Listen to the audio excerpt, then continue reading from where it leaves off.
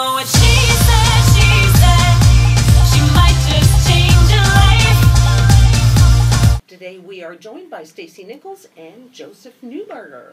Hi. Welcome. Hi, thank you. And we are live on Periscope. We still think we're the only lawyers that we're broadcasting live on Periscope here. You know, It still sends chills through. I know. That's great. Well, it's just meant to send hearts up the screen. Yeah, so I noticed that last time. So you see well, me you got staring. some hearts. That's good. No, it's Hearts better than are something good. else. Yeah, exactly. Okay, so we wanted to talk about a few things. Like, why don't we start with Uber? Because the Uber is the big Uber, issue. Really, I mean, some council member, I mean, Uber's facing battles, I know, all over the world, but in the city of Toronto, the latest thing was the carpooling that they offered for the Pan Am Games. That was the sort of incentive. And a city councillor, Jim Karajanis, came out and said, well, under the law, not the Uber driver, but the passengers can be fined anywhere from $300 to, $20,000. I mean, is that not against my constitutional rights? I mean, that the city can fine me for carpooling? Is that really possible? Stace, I think it's insane, but Because I would have called you to defend me. That's a legal opinion. yeah, I mean, it's a perfect example of a failure to innovate. That's really what the perfect example is. You know, we don't want innovation, we want to protect the industry which is in place.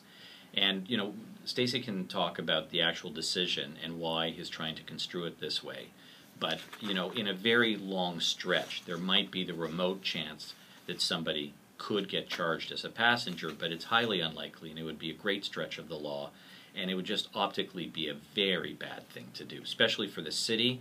And when we have transportation problems in this city, it is not a smart thing to do. Well, all John Tory and all of them talk about is trying to get people off the roads and onto transit, and we're going to add more routes, and we're going to add more cars, and we're going to do this, and we're going to do that. And meanwhile, somebody else is saying, and we're going to fine you $20,000 for carpooling. Now, you could carpool on Beck Taxi, I guess, but you're not allowed to carpool on Uber. Well, the whole argument of the city was that they were running a cab or a limousine service that wasn't regulated, and they weren't paying the fees that the city enjoys. And so the councilman, his reaction was to a very recent decision from Justice Dunphy of the Ontario Superior Court, which basically held that it upheld Uber's right to do what they're doing. And to put it, you know, just very plainly, it was a fairly convoluted decision, or a complicated decision, but to put it very plainly, he found that Uber wasn't doing anything wrong and didn't need to be regulated because all of the passenger communication was through a remote server that's located in Northern California. So therefore, because of that, Uber didn't require a license. Now that's putting it very plainly. There's a lot more to it. So, you know, City Council's reacting to that and saying, okay, well, if they don't have to be regulated, then we're going to put it on the passenger, because the passenger is actually the one who's initiating the contact. And, you know, pursuant to that section, technically, I guess, someone could be fined. But as Joseph said, I don't think it would ever happen. Yeah, I mean, it would be shocking. Well, what I want to know is, if I were that passenger and I were charged, would you take the case? Absolutely. Oh, 100%. And to set a precedent, because I just find that incenses me. Well, the idea that I am trying to do something, you know, carpooling. They have examples of people, you know, who don't want to have a car in the city. They live in the city. So they live in North Toronto. They're going to the bottom of the city, and they share with somebody, and so they're paying a couple of bucks more than they would on the subway, which is basically also not carpooling, but you're sharing transit. Yeah, and it's a trend we're seeing in many areas of life, but our infrastructure has not kept up with our population. And they're trying hard now with the Metro Links and other stuff. I mean, we have the building just down from our office, so it's going on. But we are decades behind where we should be for a case like, for a city like this, where we have Pan Am Games and we're a center of commerce.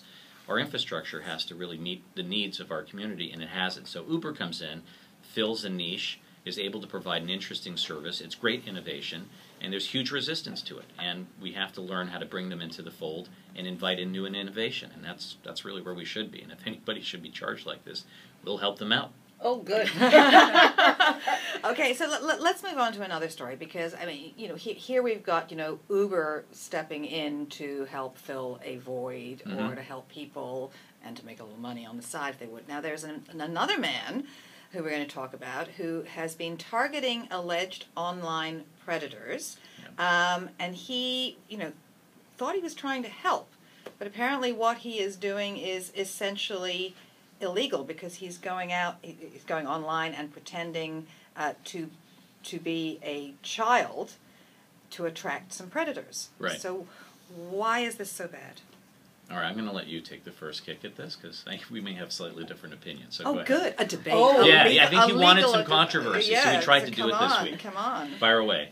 Well, I'm certainly in no way promoting what the actions he's taking and what he's doing because, you know, it could be dangerous for him and others in many respects. It's vigilante type. Yeah. Exactly. Yeah. And of course, we can't promote that, especially in the type of society that we live in. However, where Joseph and I may differ a little bit is that, and, you know, another lawyer commented on it and said what he's doing is illegal. It may be illegal. I think I could agree that he may be committing some type of public mischief, you know, and depending how, especially how things roll out once he meets up with his prey, so to speak.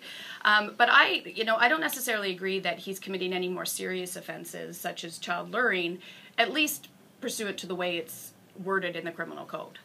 Because luring is through telecommunication, communicating with someone under the age of 18 for the purpose of committing an offense. And he's not intentionally, from what I can see, and granted, I don't know everything that he's doing, I only know what I've read, but he's not intentionally communicating with people under the age of 18. Well, I mean, he says he started it as a social experiment. He posted a single profile as an underage user to see what response he would get. When men willingly met with him in Toronto, thinking he was an underage person, he decided to continue what he was doing to target suspected child predators. It doesn't say in this article, and I don't know if you know more, whether he was then reporting them to police or what. He was. Police were called on at least a couple of occasions, and this was during an interview with him. This is his version of the story, but I understand that at least a couple of the people that he attracted through these means ended up being arrested. Well, that's good. I mean, I think the issue is twofold. One, we can't condone vigilante activity because it's dangerous. And we have a police service, and there's a multi-jurisdictional service available with all police working in concert to try and deal with online predators. And they're extremely specialized, and they do a very good job. So the public should not enter the fray to engage in this type of policing any more than they should be tracking down a bank robber or any other type of criminal. So I think it's very important, and there, like Stacey said, there's serious safety issues. There's also about the conduct itself, depending upon what's being posted and what you're saying to these individuals, where you can cross a criminal line and yourself be subject to a public mischief charge or something of another nature. It may not be luring, but you can cross that line, and that's not great for this individual either. Actually, just let me clarify something, because I thought you could only lure somebody underage. You can lure, I mean, if he's trying to lure grown-ups, people over 18, how could he be charged with luring? He can't. The luring sections are very specifically drafted. Right. So we're dealing with people 18 and under, Yes. and there's various sections and various criteria. So I don't think necessarily it's a luring issue, but it is a public mischief issue. Or an entrapment issue, maybe? Well, entrapment is a difficult issue in Canada because entrapment, you basically have to be in a position where you had no other choice but to acquiesce to what's being requested. I have a different vision of what entrapment should be, but leaving that aside. But really, it's the vigilante nature of this. Although it started out with good intentions, for some reason, wanted to engage in this. But I think the other notion is that we're not, we should not be creating also this moral panic. And this is what disturbs me a lot. Because of the immediacy of social media and everything else, listeners may think, oh my God, there's thousands and millions of predators out there. And, this isn't the case again. I mean, we're dealing with statistics across Canada over the last 2 decades of crime across the board, across the criminal code, coming down step by step. And that's a good sign. And we have strong policing and good infrastructure in place. So I think, we don't need this type of conduct in order to try and root out these individuals. Let the police do what they do best. So if you were defending him and he was charged, what would your defense be, Stacey? If he was charged with well, I guess Public mischief. Public mischief, yeah. Public mischief. Well, that's hard to say. That would be a very fact-specific scenario, depending on, you know, what exactly happened that, you know, raised the public mischief charge. I think it's a little hard to say. I mean, you'd try and say that, you know, he had no illegal intent. Right. And then you would try and pull at the heartstrings, of course, of whether you're in front of a jury or in front of a judge. And the likelihood of, if a charge were laid, it probably wouldn't go any further than being laid, and some mechanism would be put in place so that the charge would be withdrawn. But it also depends on, you know, what would be the consequence. I mean, if somebody showed up and a fight occurred or somebody got injured or killed, I mean, who knows how people react? I mean, you have to be very careful in a city. I mean, generally we have an extremely safe city, but, you know, you don't know how people are going to react, and you don't want to put yourself in that position or any innocent bystanders. Well, in England, apparently, there have been instances where these vigilantes have caused serious injuries to people who they've lured, let's say. Right. In this case, this individual was just meeting and then contacting the police. But then if other people get on the bandwagon and they want to, you know, mete out some of their own private justice, then that becomes a far more serious issue. Well, and you can see, I mean, you can envision people hearing about this who are of similar mind as him and, you know, again, taking it upon themselves. And that's why we don't condone that type of behavior, because it could get completely out of control. And again, this creates more unnecessary work for the police, Right. whose resources are already stretched.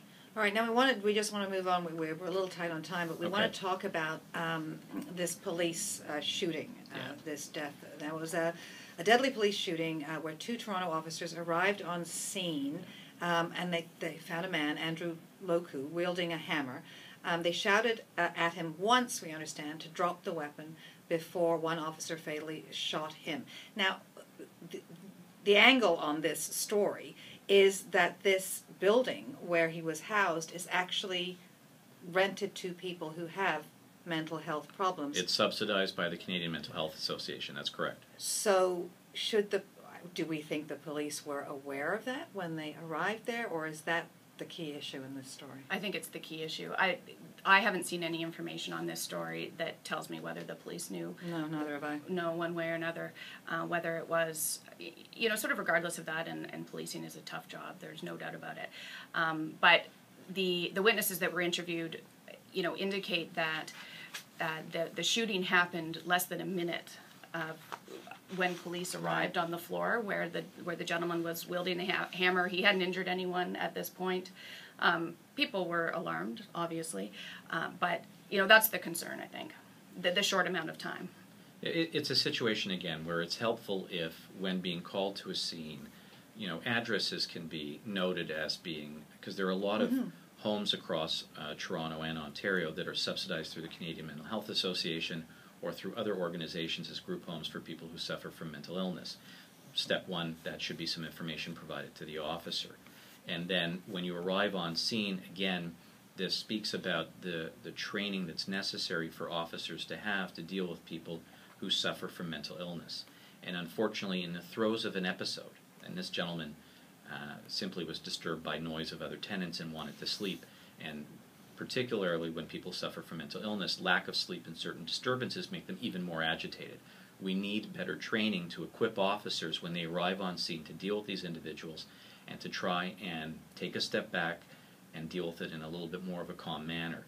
And in this case, that didn't happen again, and it's tragic. But wasn't that meant to be implemented in this city after the shooting of teenager Sami Yatim? Yes. Absolutely, and Yes. there was an inquest where a jury came back after 3 other deaths by police shooting.